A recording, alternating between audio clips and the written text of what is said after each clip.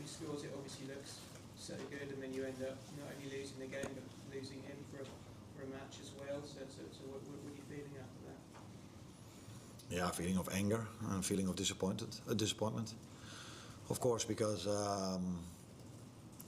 first half City were the better team on the pitch, without creating that many big chances, except for the one from Haaland in the first minute. But they played easier with the ball. But the improvement we've made since 3 or 4 months ago was, I think, visible for everyone. So the second half, our standards went up, and standards in terms of intensity. We were pressing them all over the place, and that is the biggest improvement we've made in the last 3 or 4 months. That players, the whole team is now able, at the highest level against a team that's probably one of the best teams, maybe the best team, or one of the best teams in England, in ball possession. To do so well off the ball is a big improvement, and fantastic second half. Was expecting more than being 1-0 up, but we weren't, and then 2 goals conceded. What did you make of the decision? Because I mean, everyone sort of kind of thought, well, just let the goal. It's obvious to let the goal stand and then basically don't get it there. But what's your take? Yeah, when you ask me what do you think about the decision, I thought, what do you mean? Do you mean the disallowed goal at City? Yeah. The header from us? Do you mean the penalty they got in the away game against us? Do you mean the clear red card on Mo Salah in the second half? Do you mean the penalty they got in the second half? Do you mean this decision? Only over 2 games, and the ones that follow Liverpool know how many decisions of this I can come up with in all the other games as well. Only in these 2 games, all the big decisions that could have gone in some situation to a 50-50, or some people say left, some people say right. I can live with the fact, although I don't like it, that the referee follows the rule book, and Dominic makes a foul on Haaland in that last situation, which is a clear shirt pull. And he was through to goal, so he would have scored. So that's a red card. And I think the Sunderland manager is really happy that he gives the red card. So that's the rule book, and you follow the rule book.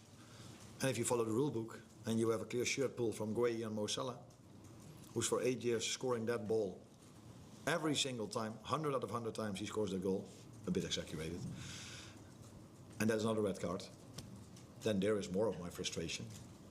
But I can live with the red card from one. If you like football, you say, leave it as it is, it's a goal, it's good for them, it's good for everyone. But if you're the Sunderland manager, you prefer to see a red card. And that's the rule, and follow the rules is all we ask. And did you think it was a penalty?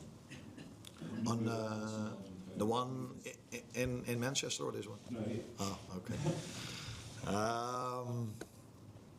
If it would have happened on the other side, I would have asked for a penalty. If I would have got it, I'm not sure. So there is contact. We cannot debate that. The ball is out of play. We cannot debate that after when he makes the foul. He cannot never get the ball anymore. But for me, this is a clear decision. But I would prefer to talk about the holding of Mo, because that is so obvious that all the attention should go to that. But this is one where I think, but I'm not sure, if the referee doesn't give a penalty, and he was waiting and listening to his linesman, at least that's what I thought, and then he gave it, then the VAR will never interfere again. But what if he wouldn't have given it? Would then the VAR have interfered? That's what we will never know. But I think my main frustration is in the shirt pull of Mo Salah at 0-0, clear and open, 1v1 to the goalkeeper. That's the 4th time this season that you've conceded after the 90th minute, and conceded a winner after the 90th minute, which is the joint most in the Premier League. What do you put that down to? Is it just bad luck, or is there something more than why you conceded so many late goals? That's every time a different goal, of course. Just before that moment when they scored the 2-1, we went with Curtis in a very promising situation. Mo went deep. Curtis is such a special and good player on the ball, so there was a fair chance that he would have maybe 8 out of 10 times. But Gueye had a great interception, great signing of them. Had a great interception in that moment. And that is how the margins between these teams are and were today. But I've said many times, the next step for us is not to rely or depend on that pass or another decision.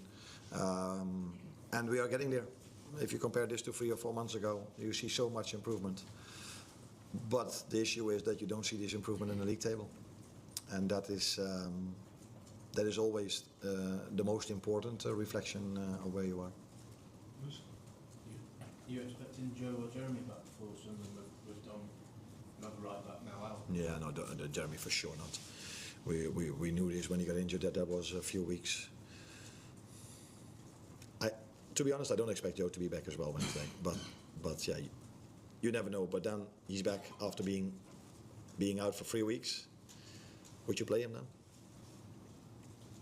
You say no, but but you don't have to make the decision. I have to make the decision. So yeah, let's see what decision we make. We have probably other players that can play that position as well. And Dom again played a very good game in that position, but unfortunately he's unavailable for Wednesday.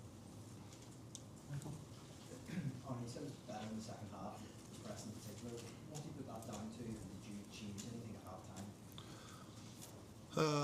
No, we did not change that much in ball possession, in our off the ball work. But I think in the first half you could see moments where we were really close of winning the ball back in a high press, which didn't happen yet.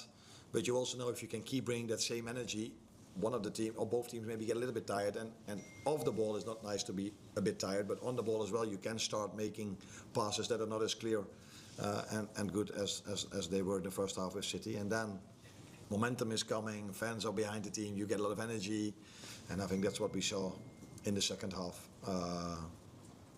Very good physical, mental performance from my players.